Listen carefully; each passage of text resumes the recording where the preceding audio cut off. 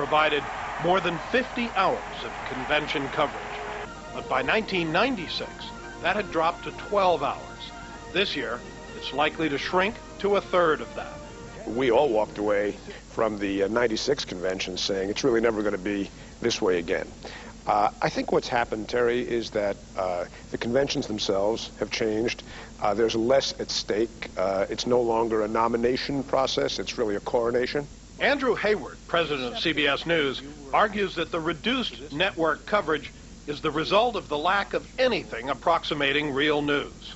From the journalistic point of view, we simply can't justify this amount of coverage of something that, without using the pejorative word infomercial, really is a political pep rally. Ironically, the coverage that we will give on Thursday of a purely political speech by the candidates is something that they'll be hard-pressed to match once they become president. 1 minute now. 1 minute now. The exception to this trend is the public broadcasting system and this broadcast, which are providing full coverage of the proceedings here and in Los Angeles. Also, while the commercial broadcast networks have reduced their commitment, the all-news cable channels have increased theirs. CNN has close to 400 staffers here, out of a total of 15,000 journalists overall, and is planning to provide wall-to-wall coverage. The other two all-news cable channels, MSNBC and Fox, are here in force as well. Just to say, well, because we already know who the vice presidential running mate is, we're not going to cover it. It's just, you know, it boggles my mind. CNN's anchor Judy Woodruff says the networks are giving an important story short shrift. We haven't had that many close elections, something like 4 or 5 in the last century. This is an election where the candidates are talking about the issues. It's an election where the Supreme Court, that could result in a shift in the Supreme Court. You know, you've got all sorts of things at stake in this election. So to say less, not more, doesn't make sense. We'll be right back. While the networks have dialed back, internet services like AOL have quadrupled their staff from 4 years ago and are offering an enriched diet of options for those who log on. If you are interested in just dropping in on the convention floor, we'll have an ongoing 24-hour convention cam from our skybox. We'll do a pre-game show every night, which is mostly an internet chat show, which you participate in by typing, but we'll have a video and audio line going so you can watch the guests. Other internet organizations have their own innovations. Pseudo.com, for instance, aiming for what it calls a video experience on the computer, will have a 360-degree camera taking in events all around the arena. MSNBC.com, in association with Hotline, the online political digest, will produce a live, hourly webcast from the convention throughout the day. The internet is an extraordinarily valuable medium for covering politics. It allows you to do live television. It allows people to interact with one another in many ways, like the medium of talk radio. It allows people to get news headlines based, again, on their schedules, as opposed to when somebody decides to air a broadcast or publish a newspaper. 8-month-old Voter.com bills itself as the only nonpartisan site dedicated solely to politics. Former newspaper reporter Carl Bernstein of Watergate fame now directs the site and its 40 staffers at the convention.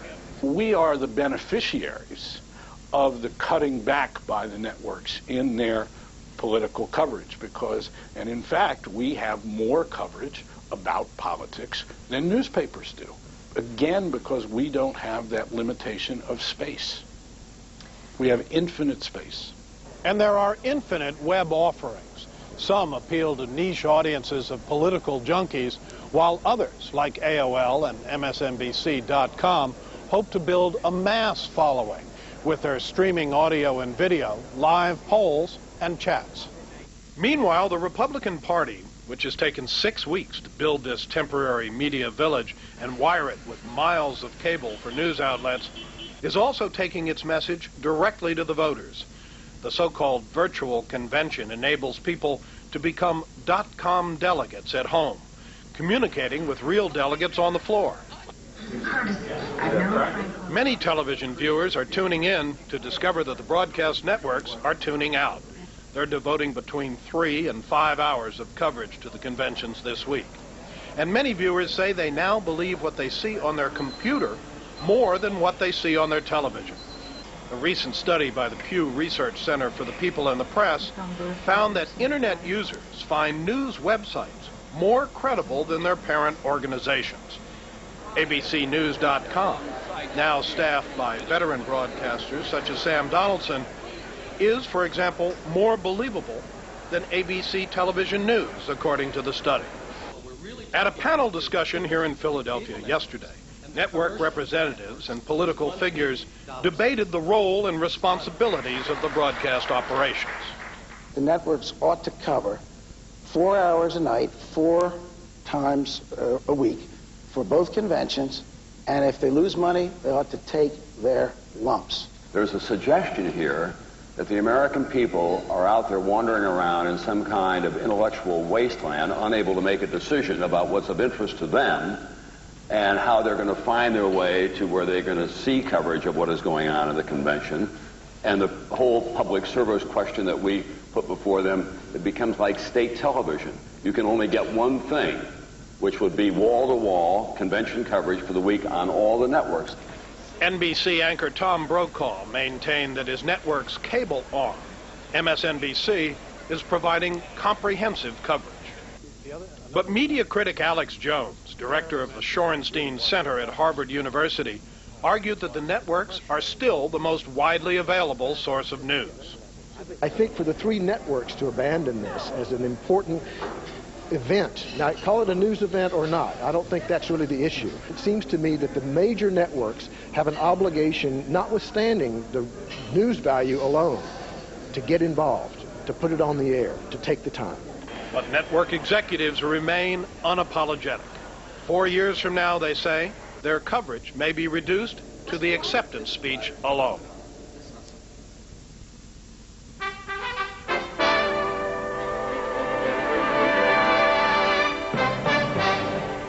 Moving now to some overview perspective on this and other political conventions and to Ray Suarez. We get that overview from NewsHour regulars, presidential historians Doris Kearns-Goodwin and Michael Beschloss, and author and journalist Haynes Johnson. Joining them tonight and throughout our convention coverage is Kay James, a senior fellow at the Heritage Foundation and director of its Citizenship Project. She's a Bush delegate from Virginia, where she was dean of the Robertson School of Government at Regent University. Well, we're all here around this table, and it's wonderful to be here, but you know, it was wonderful to hear Terry use that little piece lead-in about 52 years ago in this city, and you saw Tom Dewey through a little black box. This is where it all began, and that was the last convention that had more than one ballot to nominate anybody. Since then, Republicans have met all these years since, and the television, what we just heard, is played out on that. It's a very different party now. That was an Eastern party, Tom Dewey, and Midwestern party, and this is now a much more culturally conservative party that is, as Tommy Thompson said earlier, it's got a new tone and a new direction, and that's the message of the convention. Agreed, Doris? Oh, there's no question that I think the Republican Party is trying to give a new tone to its whole face right now, if you give a tone to a face. I mean, without a question, I think that the Houston Convention in 1992 served to frighten Republicans just as the Chicago Convention in '68 frightened the Democrats. So there's no Pat Buchanan speaking here today about a cultural war. I mean, I looked back at that speech, and it's just astounding that he was allowed to give such a speech like that when a party's hope in a convention is to have a big tent to get everybody in. And he's talking about mobs in Los Angeles made up of blacks and Hispanics. It's our country, and we're going to take it back from them in a certain sense. Marilyn Quayle giving a kind of angry speech about women who were careerists rather than just raising children. Now you're not going to see that here. There's a real attempt to make the Republican Party seem more inclusive. And I think George Bush, having been a governor, knows that real problems take public resources to solve, so that he's more pragmatic than some of those congressional ideologues. But aren't we talking more about tone and appearance than the actual party, Kay James? No, I don't think you are at all. You know, it's interesting to me that as people talk about this great shift in the Republican Party and what we're attributing that to, George Bush, and one of the reasons I think you're seeing the level of excitement and anticipation around the country surrounding his candidacy, is that he is articulating what that many Republicans have felt for a long time, and that is that being conservative and being compassionate is not, in fact, an oxymoron. And what he's doing is putting a face on and a voice to thousands, millions of Republicans and thousands of delegates who are here who want to bring those two together. And I thought it was quite interesting in listening to some of the commentary coming up to this when they said, oh, there are no real cultural conservatives speaking at this convention. Where are they? And as far as I'm concerned, the most eloquent and outspoken spokesperson for that point of view in our party today is George Bush, and he will have prime time. Yes, he will have prime time, but in a way he's swimming against the tide of history, because this is a guy who is saying, I want this party to be a more centrist party than it sure seemed in 1992, that convention that Doris was talking about in Houston. But think of the recent efforts by Republican nominees to make this party a moderate one. Dwight Eisenhower wanted moderate republicanism in the 1950s. He wanted to accept the New Deal and basically say, we'll accept things like Social Security, but we Republicans can administer those things better. Richard Nixon in 1968 said, let's take the party back from Barry Goldwater and the conservatives, let's make this a centrist majority. George Bush the Elder in 1988 would have absolutely loved to make this a Bush Republican Party, not a Pat Buchanan party, but a party that, yes, was in favor of free enterprise, but also concerned about the education and the environment. And what happened? If you look at every single one of those events, they all met with a very bad end. Goldwater reversed the tide of Eisenhower. In 1976 and 1980, Ronald Reagan basically said that Nixon had taken the party much too much to the center. And then, of course, George Bush in 1992 had to deal with Pat Buchanan. It cost him the election. If George W. Bush succeeds in doing this, he'll have been able to do what no Republican nominee has done for a half century. You know, and the interesting thing is that part of the reason why it's been so hard to make the party seem more moderate and be more moderate is that the primary system rewards the purists, the ideologues, the single-issue activists, so that the people who, on both sides, so the people who've gotten the nomination so far have tended to have to prove their conservative credentials. And we saw that with George Bush during this primary system, too, when he went to Bob Jones. So even as now he tries to project a more moderate image, people are going to remember that he did something earlier that was counter to all of that. There's no question, if you look at the Republican Party that we're seeing right here in this hall, that this is a conservative party, as everybody has said. It is a party that does not reflect the population of the United States. It's largely white, male. 83% of this is white. African Americans are 4%, I believe. You're one of the delegates. Well, it depends on which poll you look at. Well, I mean, but these are the delegates who have been polled themselves. Well, I am a delegate. Asian. I was not polled. Well, but and I'm an African American female. I know, but well, what do you think the margin? You know, I really don't know. There are 4 African Americans in the Virginia delegation. I polled them today. Somehow we keep missing those polls. Well, Haynes started us off with Tom Dewey in a Little Box, that is primitive television, in 1948, and you mentioned that the party was Eastern, but the country was Eastern. And hasn't the Republican Party had to mirror the shifts in the United States, the rise of the West, the joining of the New South to the Republican Party? Ray, the shift between then, 48 and now, you think about it then. Franklin Roosevelt, the Democratic Party, had been in office since 1932. Without fail, they had won all those presidential elections year after year. They had the solid South. Now the Republican Party has had the solid South. You've had an enormous shift away from the old base of what was the Republican Party to this new party that is now, we're seeing gathered before. They want to win. That's what this is all about. But you know, hungry to win. The interesting thing is that shift toward the solid South, the becoming Republican instead of Democratic, occurred with the passage of the Civil Rights Act.